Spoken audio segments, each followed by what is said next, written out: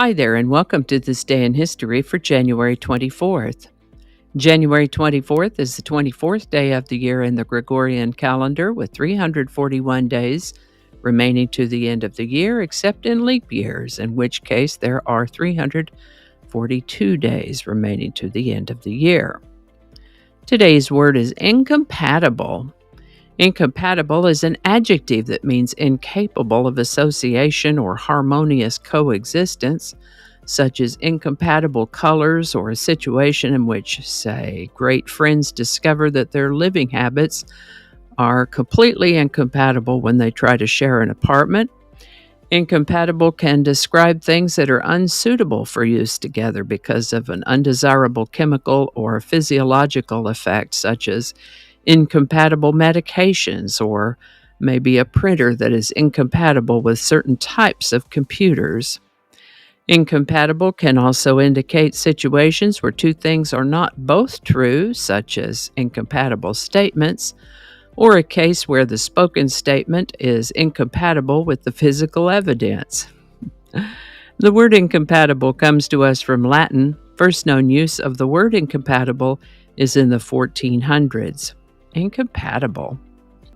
And with that, I've gone on and on about King Henry VIII before. He got married 6 times, ostensibly because he was trying to produce a male heir, but probably also about as equally because he had a wandering eye. And when the Pope wouldn't give him an annulment on his first marriage, he started the English Reformation, created his own church and a bunch of edicts and laws to inflate himself and his own power. He had been crowned king in 1509, just a couple months before he turned 18. And on January 24th, 1536, he would have been in his mid-40s, he was thrown from his horse during a jousting tournament. He sustained a life-threatening injury but survived, and it's thought that in addition to the physical effects of that injury, he might also have suffered a brain injury that affected his thinking and behavior after that. On January 24th, 1848, a man named James W. Marshall found gold at Sutter's Mill near Sacramento, California. This discovery set off what is known as the California Gold Rush, bringing some 300,000 people to California to seek their fortunes and put California on the fast track to statehood. The 20th Amendment to the United States Constitution was ratified on January 24th, 1933. This one did a few things. First, it moved the beginning and end of the presidency and vice presidency from March 4th to January 20th. And for members of Congress from March 4th to January 3rd. It also discusses what should happen if someone has been elected to particularly president or vice president, but I believe Congress is also included to that. If someone has been elected to one of those positions but is unable to serve for whatever reason, there's a discussion of what should happen in that case.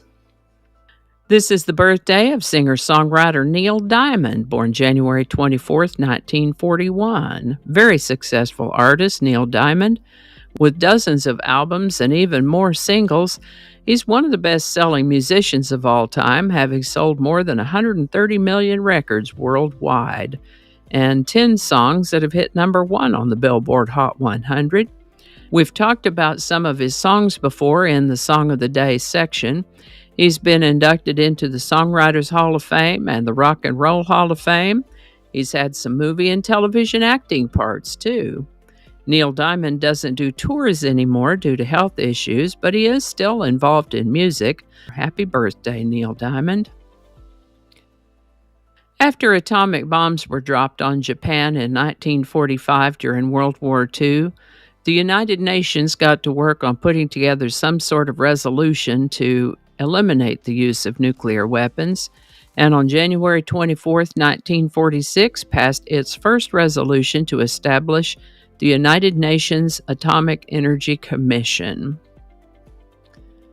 This is the birthday of American singer-songwriter Warren Zevon, born January 24th, 1947. He started out in the music industry as a session musician. He had written some songs, recorded some records, but didn't get much notice until other artists began recording some of his songs, like Linda Ronstadt with Poor, Poor, Pitiful Me and Hasten Down the Wind. Some of his most famous songs, Werewolves of London and Lawyers, Guns, and Money, appear on his third album, Excitable Boy, released in 1978. He had some personal and career ups and downs, struggled with a drug and alcohol problem, stepped away from the spotlight, and made a comeback a couple times. In 2002, he began to feel ill, and in September of 2003, passed away from mesothelioma at the age of 56. Warren Zevon. Today's song is Werewolves of London by Warren Zevon. Written by Warren Zevon, Leroy Marinell, and Waddy Wachtel, and produced by Jackson Brown and Waddy Wachtel. The idea for this song came from Phil Everly of the Everly Brothers, and didn't we just talk about them yesterday? Phil Everly had watched the 1935 movie Werewolves of London on TV and suggested, perhaps as a joke, that Warren used that idea for a song title and a dance craze. He worked it up, but didn't take it seriously. But then Jackson Brown saw the song and started performing it during his live concerts. Eventually, Warren Zevon did record it and included it on his 1978 Excitable Boy album, and the song took off, much to Warren's surprise. Werewolves of London by Warren Zevon. Link in the description. And I think that's going to do it for us today. Thank you so much for watching. Consider subscribing if you haven't already. Feel free to share this video with a link in your email, messaging, or social media. If you enjoy this series, you can check out the playlist that contains these videos. I'll put a link to that in the description.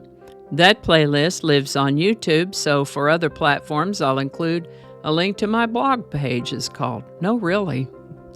You can also find me on Rumble, BitChute, and Odyssey. All those links in that description. Alrighty, that's all I can think of right now. Thanks again, and I'll see you next time.